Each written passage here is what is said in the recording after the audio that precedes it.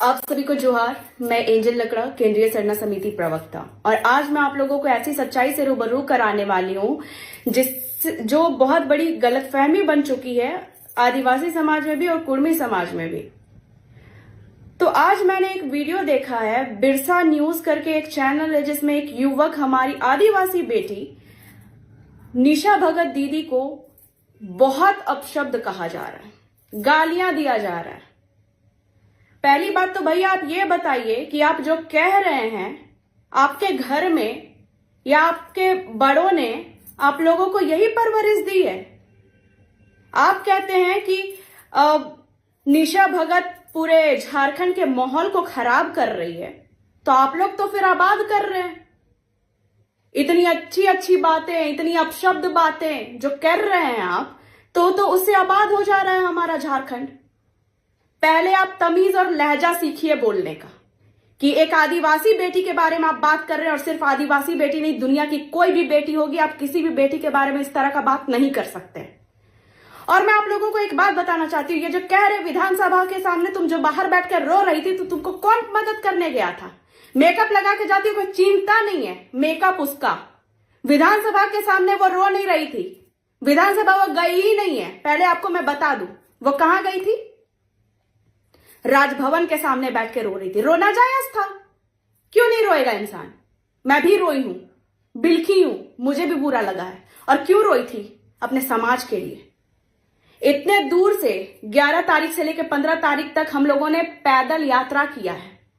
क्यों? पेशा कानून को लागू करने को लेकर के महा आंदोलन किया था, जिसमें बहुत से आदिवासी भाई बहनों का हमारा साथ रहा और उन लोगों का भी साथ रहा। अब बताइए, किसी की उम्मीद है कि पेशा कानून लागू हो जाए, और वहां पे आने के बाद हमें पता चलता है कि राज्यपाल महोदय जी से हमें मिलने का एक पर्याप्त समय नहीं मिल पाया। हमें पता ही नहीं है कि हम उनसे मिलेंगे या नहीं मिलेंगे। मैंने कितनी बार जानने की कोशिश की, लेकिन ये चीज क्लियर ही नहीं हो पाया कि राज्यपाल महोदय से मिलना है या नहीं मिलना है। शाम के टाइम पे पता चलता है 3-4 बजे के अराउंड में कि राज्यपाल जी से मिलने का कोई निर्धारित समय तो लिया ही नहीं गया था। वहां पे जाके हम बहने टूटे। निशा भगत दीदी का रोना जायज था, क्योंकि वो अपने समाज के लिए लड़ रही थी और रो रही थी। हमें बुरा लग रहा था कि हम अपने ज्ञापन को सौंप नहीं पाएंगे। इतनी मेहनत करने के बाद भी हमें राज्यपाल महोदय से मिलने का समय नहीं मिल पाया। वो थक हार के जेल कैंप पार्टी के नेता विधायक जयराम महतो जी को कॉल लगाती हैं और कहती हैं कि भाई,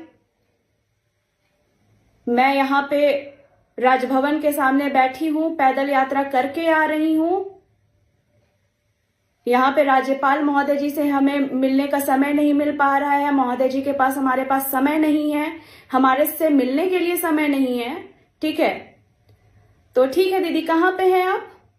निशा दीदी ने बोला राजभवन के सामने बैठी हूं। उन्होंने बोला कि ठीक है, मैं कॉल करता हूं। उन्होंने बोला मैं कॉल करता हूं, उन्होंने कॉल बैक किया नहीं। और मैं आप लोगों को बता देती हूं कि वो उस टाइम ऑलरेडी राजभवन में ही मौजूद थे। वो चाहते तो वो हमारे बारे में वहां पे बात करके लाइनअप कर सकते थे, लेकिन उन्होंने लाइनअप नहीं किया। उन्होंने लाइनअप नहीं किया, और ये बात हो रही है मुझे लगता है 7 से 8 बजे के बीच में, और ये लाइव भी चल रहा था। और मैं आप सभी जनता को बताना चाहती हूं कि मैं ऑलरेडी 5 बजे मदन मोहन कुलकर्णी सर से समय ले चुकी थी, दूसरे दिन का 10 बजे का। वो हमें समय नहीं दे रहे थे, क्योंकि राज्यपाल महोदय उस टाइम बिजी थे। तो उन्होंने बोला कि 10-15 दिन के बाद समय मिल पाएगा, या 21 या 22 को समय दे पाएंगे। तो हमने उनसे रिक्वेस्ट करी कि सर, हम लोग महिलाएं हैं और हम पैदल यात्रा करके आ रहे हैं, पैदल आंदोलन करके आ रहे हैं, और हमारे लिए बिल्कुल भी पॉसिबल नहीं है, आप इस चीज को समझिए। उन्होंने समझा और उन्होंने दूसरे दिन ही 10 बजे का समय दिया हमें। ठीक है, ये सब पता होने के बावजूद भी वहां पे मैं ये देख रही थी कि लोग क्या करते हैं। बाद में जब देवेंद्र महतो जी आते हैं वहां पे, उन्होंने कॉल लगाया 8:30 बजे के करीब।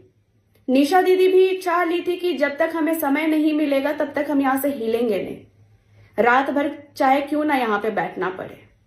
उन्होंने मदद के लिए तो अपने भाइयों को ही फोन लगाया था, जो उन्हें दीदी दीदी हमेशा कहते थे।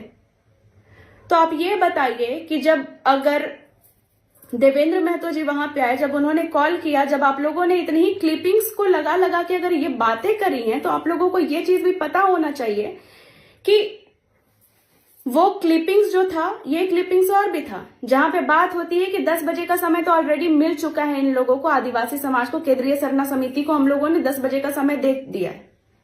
बात वहीं पे खत्म हो जाती है। मैंने समय ले लिया था और वो समय लेने के लिए मैंने ही सर से बात की थी अपने मुंह से, ठीक है, बिना किसी पैरवी के, बिना किसी ये के, मैंने डायरेक्ट बात किया।